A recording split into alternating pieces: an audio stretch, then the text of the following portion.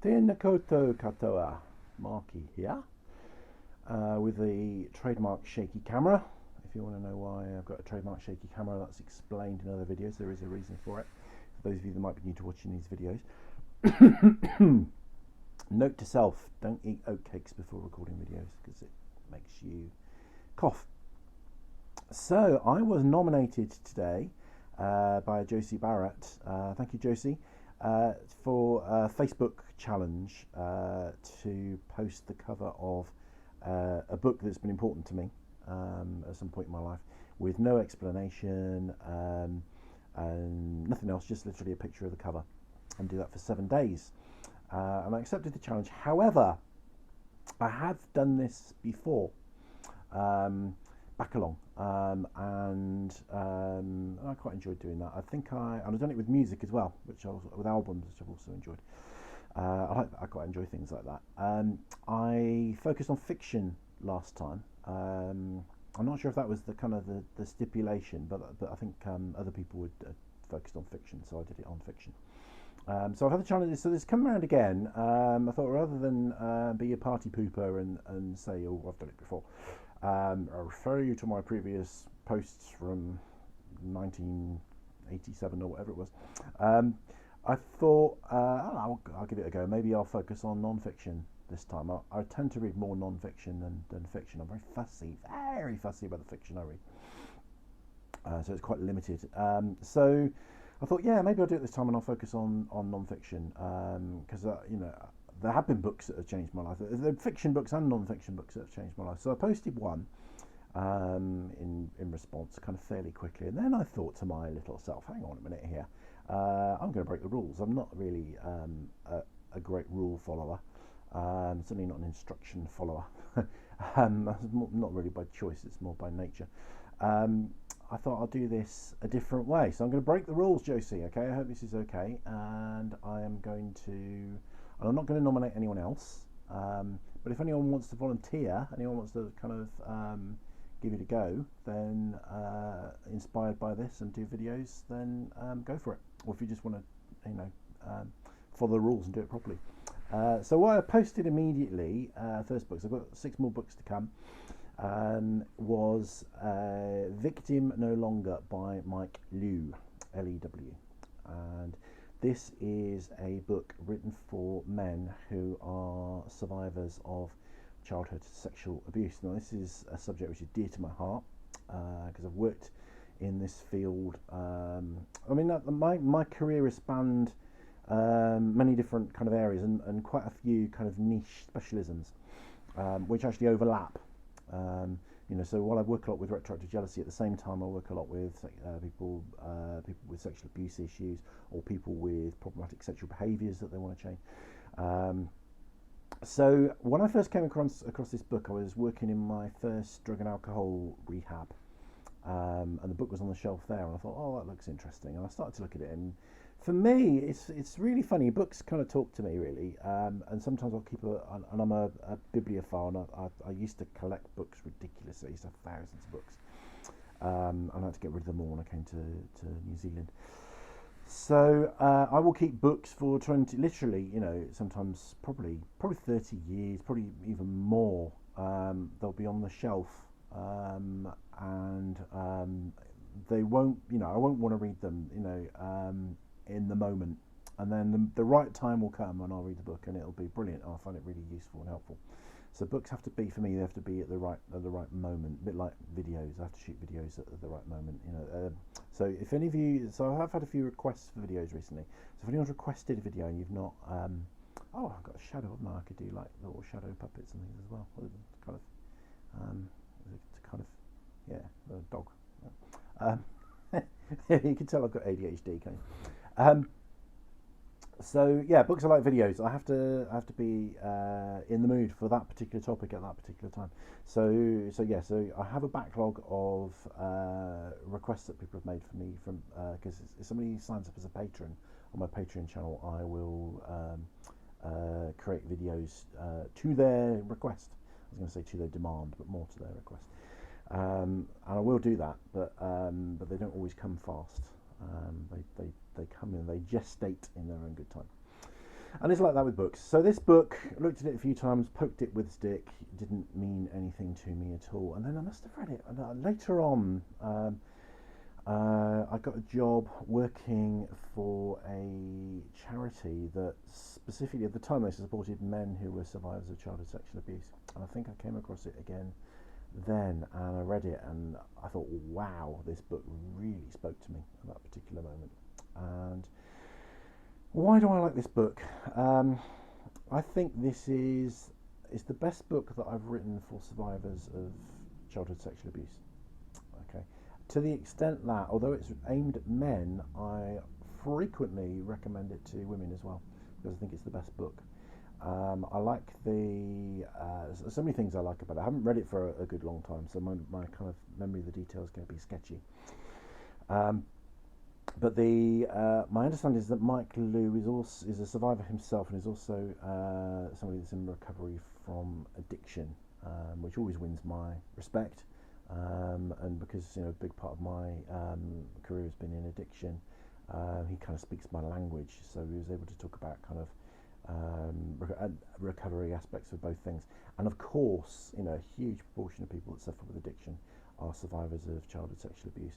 And I always used to, wherever I worked, bear in mind I've also visited lots of centres that work with addiction, and wherever I've been, I've always asked staff, what do you think the proportion of people, that work in, and this is in addiction centres, that come here have had sexual abuse in childhood? And the lowest estimate I've ever had from staff was 60%, and the highest was 95%.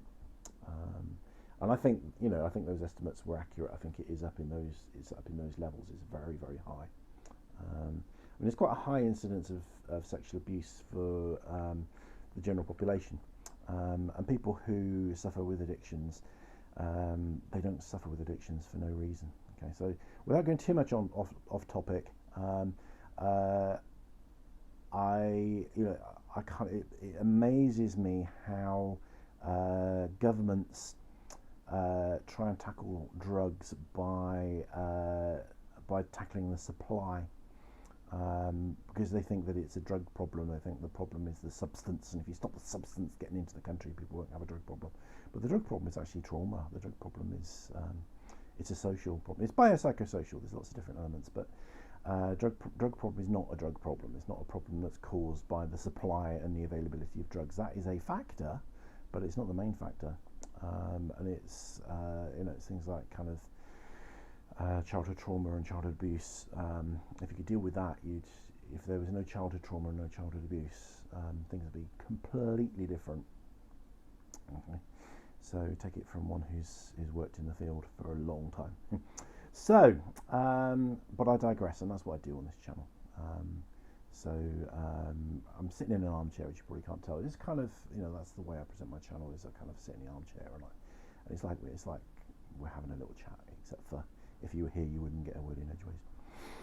So, why else do I like this book? I like this book because it talks a lot about family dynamics, and about how when somebody in a family discloses childhood sexual abuse, everybody thanks that person for their courage and bravery, salutes them and applauds them, and is ready to sit around the table and work through the issues that they've raised. Yeah, right, okay. What it talks about is how basically, usually the person that discloses the abuse gets completely vilified, shut down, bullied and intimidated, blamed, shamed by the rest of the family. And this stuff about the family dynamics is so important. There's so much stuff in this book about what to do, about the processes of, it may be that you've always known that you were sexually abused as a child. It may be that the memories were repressed and they come back later, which is actually very common. And it may be that you've held on to this for a lifetime. Often people have, in my experience, I've seen people that the elderly people never talked about their childhood sexual abuse, and then come to a point where they feel ready to talk about it. And then who do you talk about it? How do you talk about it? How do you manage your own safety and your own recovery? What do you do? Are you going to pursue justice and criminal justice or not? Are you going to confront your abuser or not? Are you going to share it with the rest of your family or not? All these issues, and this is such a great book. This is kind of it's the next best thing to a therapist, really. This is like, this is like somebody holding your hand. This is like somebody who completely understands where you're coming from, and is holding your hand through every stage of whatever process you choose to go down. Okay, and it doesn't push you down any particular route. It doesn't say this is what you must do, this is what you mustn't do. It's about, well, these are some of the choices that you might have, or some of the options that you might have. And these are some of the implications. These are some of the things that might help. These are some things to consider. Here's some data. Here's some real life accounts of what's happened to people and how it's gone. I think this book is it's like they talk about field guides, don't they?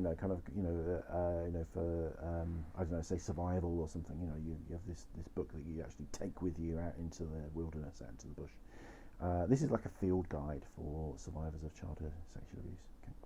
Now, I use the word survivors then, and I've come across some, where I've used the word survivor before, I've come across some really trolley comments, really nasty stuff from people that I don't know, I beg a belief really. It's a phrase that I like to use. I think it's a good one. I do actually work with a model sometimes, which is victim, survivor, thriver. Okay, which I didn't invent. I kind of borrowed that from someone. So that initially most people are victims of childhood sexual abuse because it does horrific damage to people. There's no two ways about it. It does horrific damage to people. People actually have shorter lifespans that have been something called ACEs, adverse childhood events, and doctors now, not doctors in mental health, but doctors in physical health, are now starting to look and actually ask people about these adverse childhood events, because statistically you can work out who is more at risk of certain conditions and who's likely to have a shorter lifespan based on how many of these events you've had. Childhood sexual abuse is a biggie, it's a massive one. So make no bones about it. Some people may seem to be okay, to have got through it okay, but you don't know what people are feeling like on the inside. People are sometimes very good at hiding things. Everybody that experiences childhood sexual abuse begins their journey as a victim, and then as they seek healing, they become a survivor, and then when they've really reached a point of personal growth, good solid recovery, personal learning, greater self-awareness, then they become thrivers. I like that. Okay, some people don't, but I think that's a solid model. But I tend to use the word survivor, generally speaking, for shorthand. Okay, and if you don't like it, then tough, really. I have huge respect for people that have lived their life and they are survivors, because so many people commit suicide. So many people end up in jail. Not everybody does survive. Not everybody survives. Many people fall by the wayside. They die early. They commit suicide, or they put themselves in danger, or they suffer with addiction, and the addiction kills them. Big respect to anybody that's survived childhood sexual abuse. And I would heartily recommend this book to anyone, male or female, that's at any point really in dealing with childhood sexual abuse. Now, Mike Liu, I did come across a couple of YouTube videos of him being interviewed and stuff. So take a look on YouTube. I haven't looked recently to see if they're still there, but I've come across him on YouTube. Hats off to Mike Liu. I think this is a fantastic book. It's influenced my clinical practice a great deal, and I think it's probably saved a lot of lives. So salute to survivors and salute to Mike Liu. And I'll be back with some more books soon. Bring him, Mario.